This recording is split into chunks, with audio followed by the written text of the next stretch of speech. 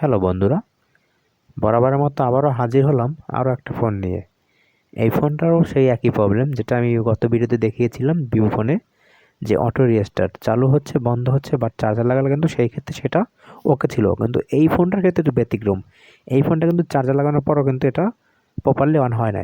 তো আমাদের সন্দেহ, এর যে ব্যাটারিতে যে টার্মিনালে যে ফিউজ ব্যবহার করা হয়েছে সেই ফিউজকে আমরা বাইপাস করব। তবে আমাদের আগে এই ফোনটা কে যেন খুলেছে, আমাদের বেশি একটা কষ্ট করতে হয়নি। এই ফোনটা অলরেডি কেউ একজন দেখেছে, তো সে কি দেখেছে সেটা আমাদের দেখার বিষয় না, আমরা দেখবো আমরা পারি কি না। তো চলো ফোনটা খুলে নিই। এখান থেকে আমরা একই কাজ করব। এখান থেকে আমরা ব্যাটারিটাকে জাস্ট ব্যাটারি থাকা যে সার্কিটটা আছে সেই সার্কিটে থাকা যে আমাদের অ্যাম্পিয়ার আইসিটা আছে সেটাকে আমরা বাইপাস করব। তো এটার আবার রাইট সাইডে, আগেরটা ছিল তোমার লেফট সাইডে, এটা আবার রাইট সাইডে। দেখো আমি কিন্তু রাইট সাইডে কাজ করতেছি। তো এটার রাইট সাইডে অ্যাম্পিয়ার আইসিটা ব্যবহার করা হয়েছে। তো আমি একটা জাম্পার নিয়ে জাস্ট এই প্রান্ত থেকে ওই প্রান্তে জাম্পার করে দেবো। ফোনটা আমি চালু করেও দেখাবো। তো এই রকম প্রবলেমে কে কে ফেস করেছেন তারা কমেন্টে কিন্তু অবশ্যই জানাবেন।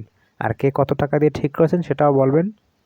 দেখেন প্রবলেম কিন্তু ফিক্স, ফোনটা কিন্তু চালু হয়ে গেল। এই হুজুরের ফোনটা, হুজুরের কাছে তেমন আর টাকাও ছিল না, আমি কিন্তু তাকে খুব সামান্য রেটে করে দিয়েছি।